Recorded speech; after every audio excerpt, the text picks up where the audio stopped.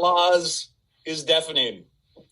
This is so weird. It's weird, but it's better than nothing, isn't it? Hi, everybody. I can see your wonderful your dialogue already happening here, and I've already got 5 questions teed up. Hi, Momo84. Hi, Moondoggy. You're all saying hi to each other as well.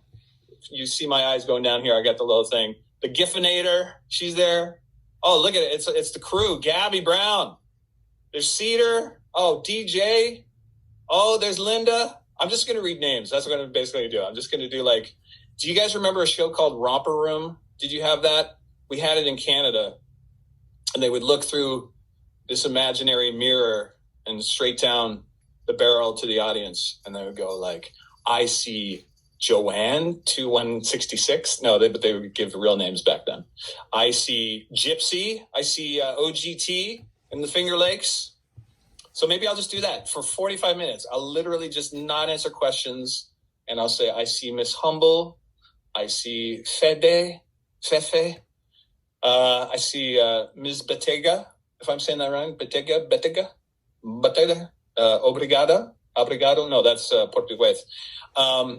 See? Oh, yes. I got a shout out for Romper Room. Thanks, Nandry. 83.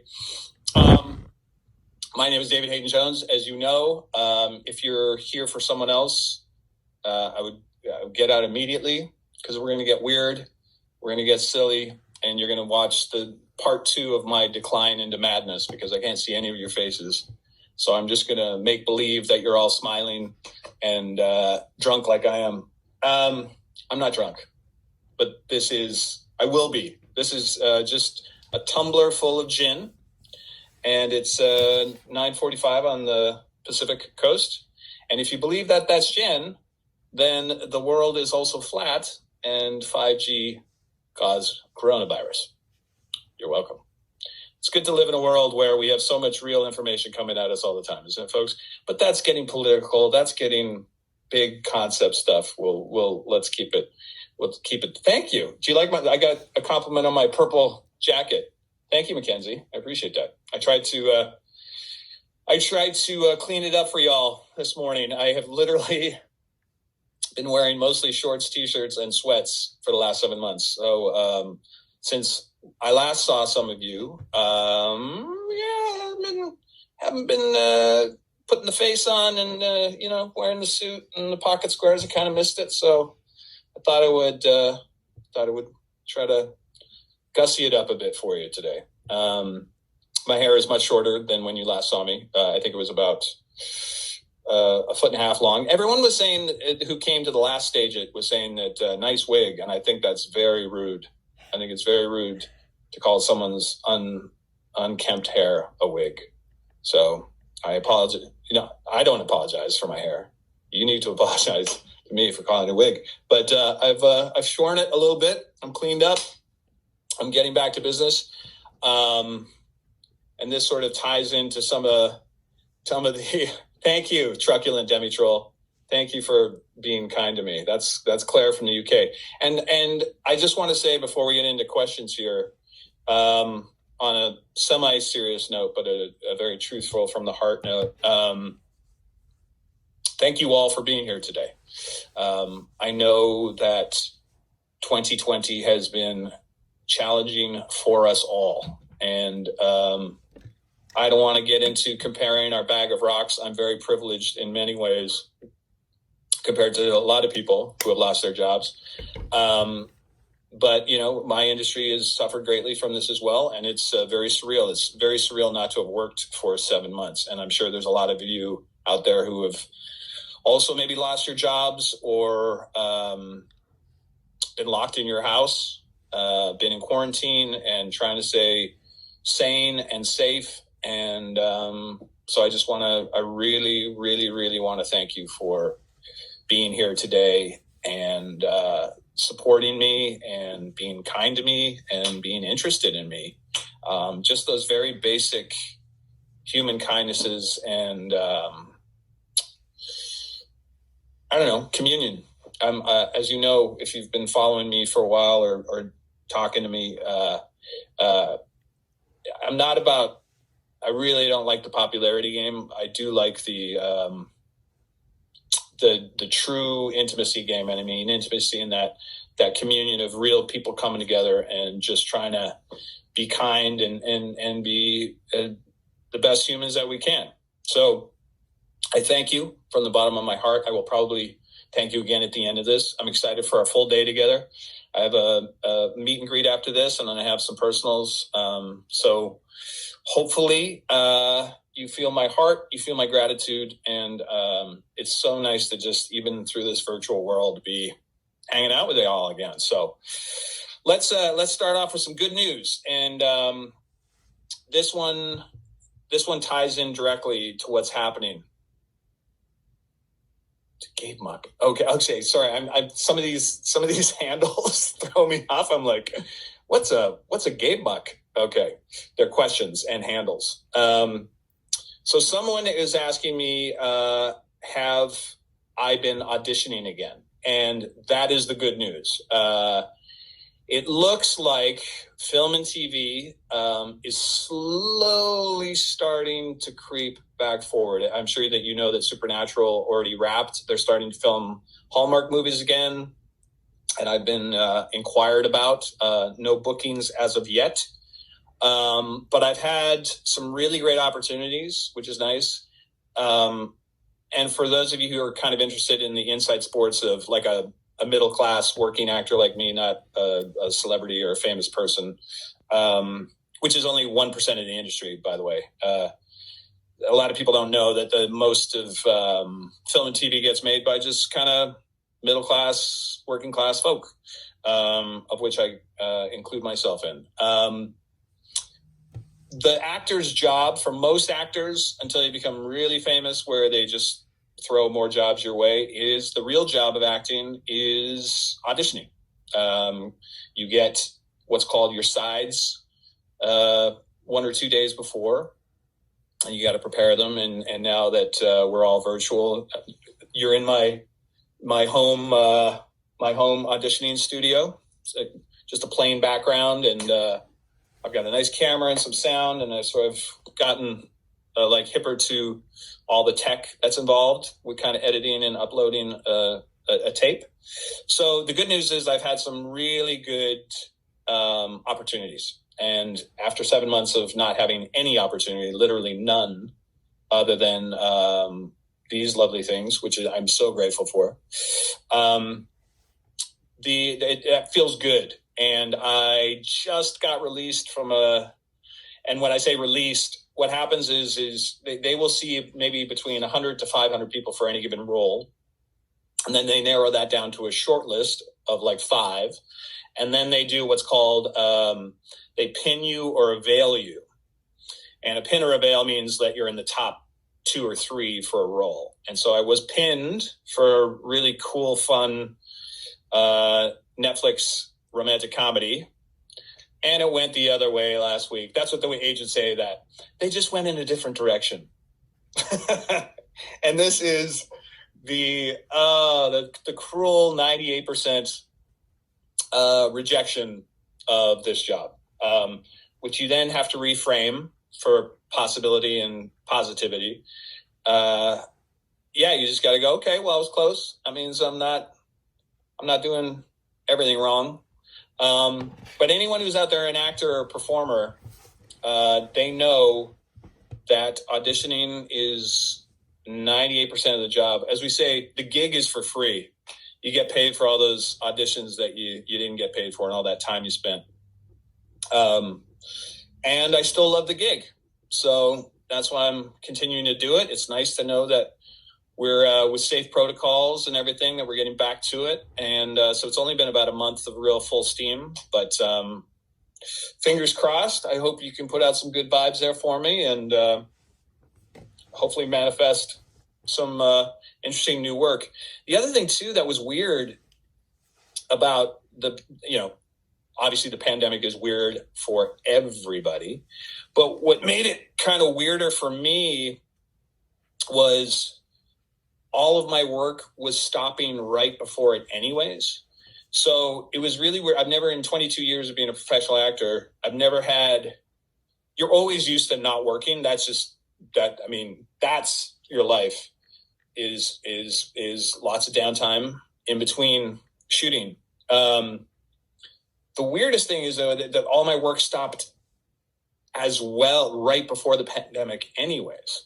So that was just sort of a weird double, psychological head game that was going on. But anyways, I digress. But hopefully that gives you a sense of where I'm at in my career, what's happening next. And the answer is I have no idea. And I think we're living in a world of I have no idea what's happening next. So if there ever was a time to reflect and practice gratitude and practice living in the present, I think we've all had a lot of time to meditate and self-evaluate and figure out what's next. And the thing is, we don't know what's next. And I think that's part of all of our frustration. Life happens when you make other plans, as they say. But I think the practice has to be, breathe deep, practice gratitude, and be ready for what's next. So there you go.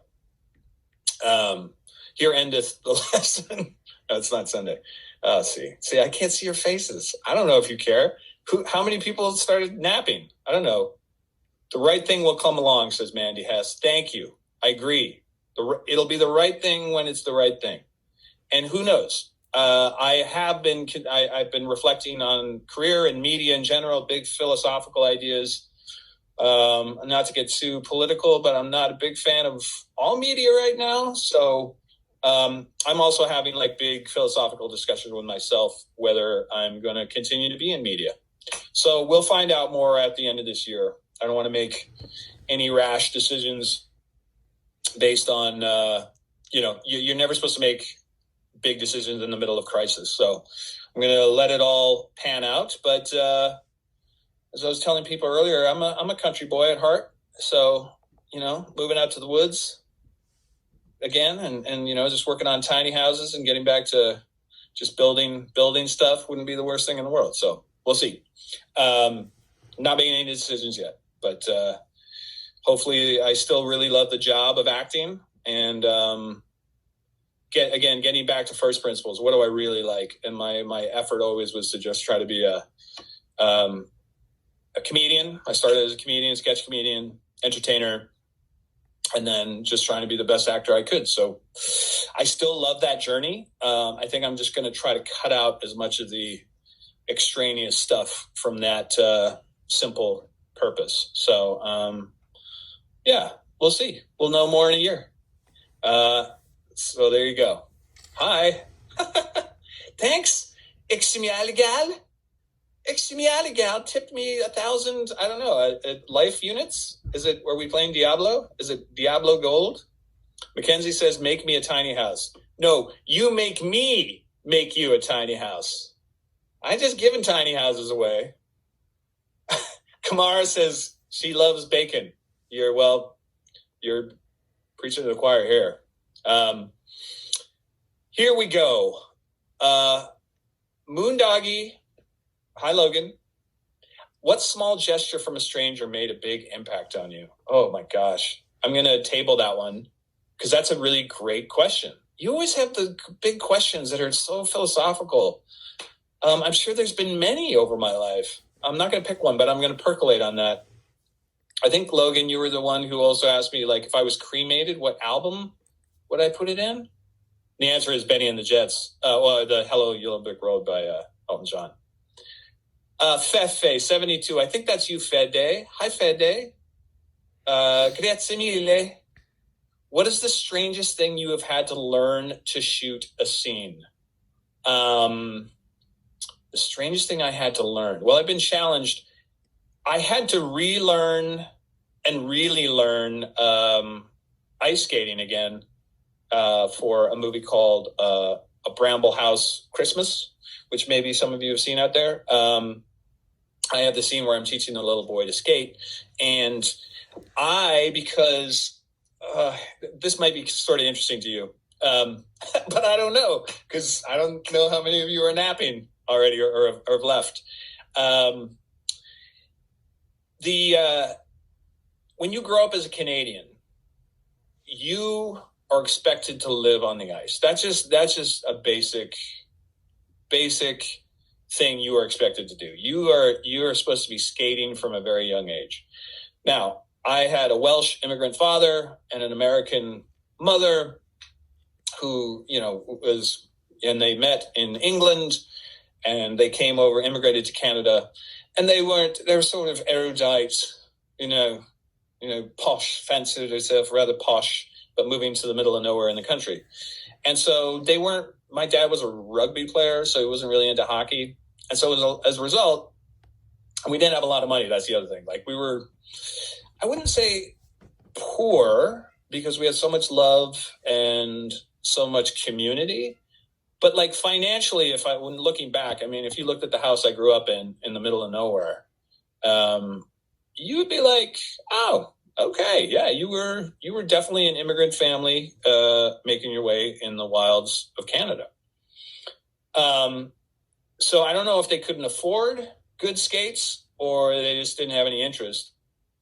But as a result, I never really learned how to skate, ice skate, as a Canadian. And you just have these things in your life where, as you get older, you just you want to learn new things. I'm always wanting to learn new skills and ideas. And I was like, I got to slay this dragon. So I had done a movie previously with Jason Priestley called Dear Santa, where I also was asked to ice skate. And when I got the news of that, I literally got the fop sweats, because I was like, oh my God, it's Jason Priestley, who's, by the way, a fantastic hockey player and figure skater. I know there's a great SNL sketch. If you look it up, Jason Priestley learning how to ice dance, it's hysterical. It is hysterical. So I Google it after this. But he's Captain Hockey, this guy. And I'm just like, I didn't lie, because I had been rollerblading for a while. So I had rollerblades in the late 90s, 2000. And I would just wear my short pants, hot pink short pants, and my leg warmers, and just go skating by the beach. Never did that either, but I did have rollerblades. And so I had gotten pretty good at that. But again, the thin blade on ice it's a whole different animal. And so I sort of cheated my way through Dear Santa with Jason Priestley. I said to him, I was like, I did practice beforehand. I was like, was that okay? Was it like, listen, you're a dad, you're skating with your daughter. It was just fine. Now, you didn't make any hockey stops. I wouldn't ask you to do anything hard. But at least Jason said, look, for what the movie is, for what you need to do in the movie, you're fine.